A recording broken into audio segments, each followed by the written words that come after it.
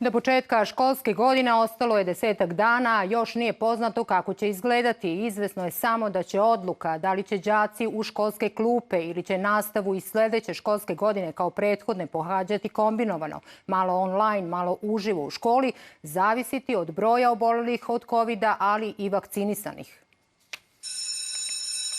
Jednačina sa bar 3 nepoznate. Tako bi matematički mogao da se predstavi početak nove školske godine.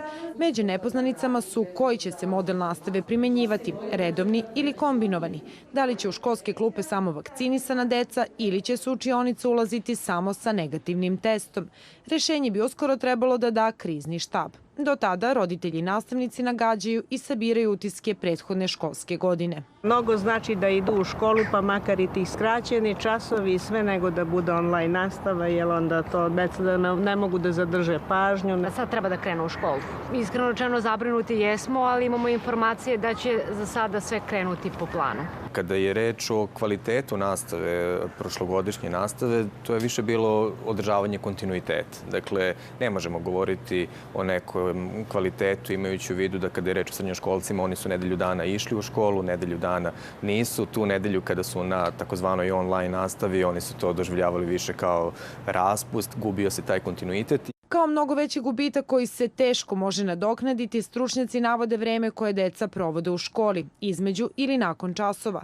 Zbog toga je, poručuju, redovna nastava najbolja opcija za sve uzraste. Mislim da bi strahovita nepravda bila naneta deci kada bi školska godina, bar početak školske godine, bio kao prethodni, imajući u vidu da praktično celo leto imamo i festivale, i koncerte, i vašare. Mislim da bi škola trebala da počne, bar u regularnim uslovima, ne samo gledajući se tog pedagoškog aspekta, već i u smislu socijalizacije. Uzmite primer učenike prvog razreda osnovne ili srednje škole, prošlogodišnje prvake, oni se međusobno ne poznaju. Ta njihova komunikacija koja se odvija unutar odeljenja, unutar školskog prostora, unutar školskih dvorišta i te različite aktivnosti, mislim da su deca najviše uskraćena za taj socijalni faktor, jer i kod kuće imaju isto tako ograničene uslove i kod kuće su umanjena ta međusobna razmena, druženja, kontakti, tako da nekako